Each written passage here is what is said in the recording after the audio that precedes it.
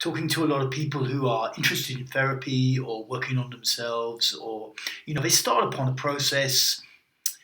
One of the one of the things going in, people often expect, that you can kind of get in quick and get rid of bad stuff out of your life and make yourself more functional. Or they get a little way in and there's like just super amounts of resistance to change. And they also notice like they have breakthroughs, they're doing bioenergetic or they're doing some similar therapy, they have a breakthrough, and then just, a few hours later or a day later, they're just kind of back to normal, and this is obviously a very dispiriting experience. And for me, like as a therapist, and seeing this happen in my own life, seeing it happen in the lives of clients and people who work with these kind of therapies, it's like I developed slowly an understanding of why this happens and why in particular, we tend to fall back.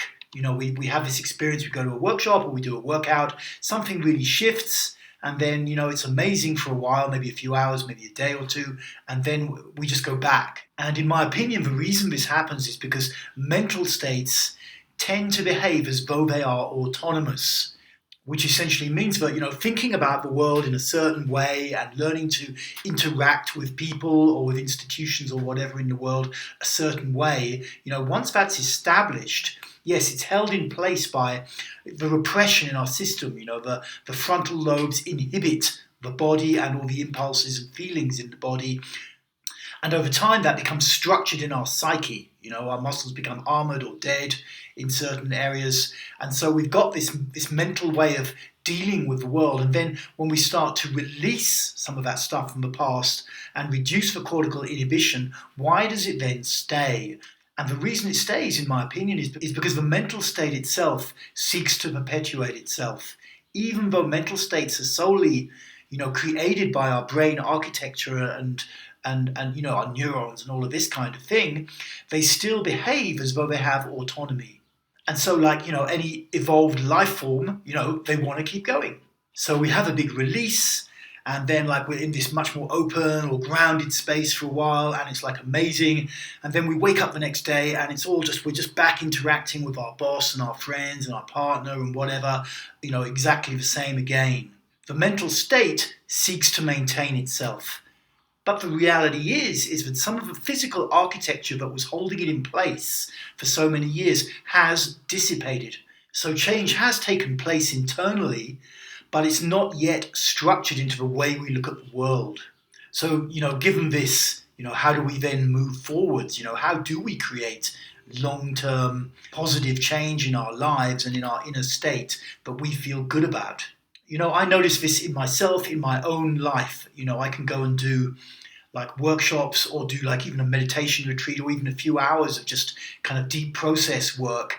And I find myself in this very clear kind of inner space. It's not like a kind of higher state of consciousness, but I'm much more deeply inside myself, and my ideas and concepts and ways of interacting with the world are kind of further away. They've moved to like a bit of an orbit around further out, like a planet somehow.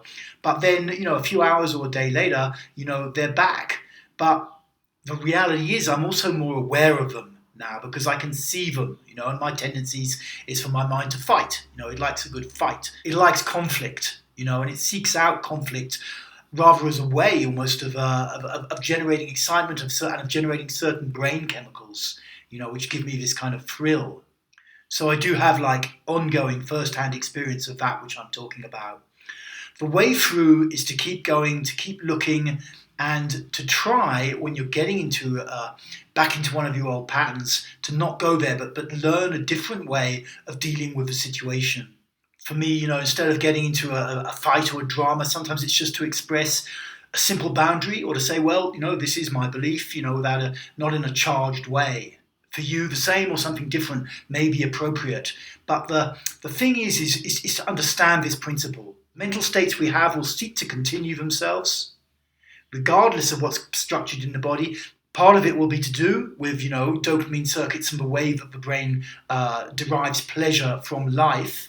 And I will look at that shortly in a video about addiction and really understanding the roots of addiction as opposed to just the external behavior of addiction.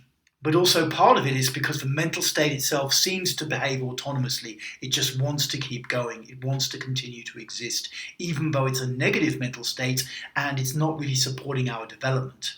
So we need to keep going with the process work. I don't just give up because I go back to, I see myself interacting in a way I'm not really proud of.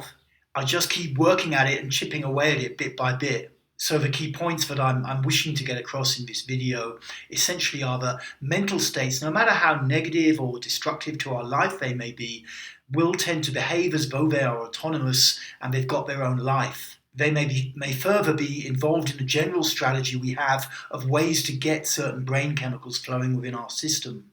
And so understanding this, don't just give up. Don't just give up because you go back. Keep looking, keep working on yourself. Keep trying to even articulate to yourself exactly what this mental state is. What does it do that is hijacking your life? Get it really clear. Get it really objectively clear. And slowly over time, stuff moves and more stuff moves. And every now and again, a big chunk falls out and you just feel so much clearer inside. Okay, thank you for tuning into this video. Feel free to like, subscribe, all that stuff. And also check out my website, bioenergetics.org.uk, where there are online courses. Thanks for tuning in, and I'll see you later.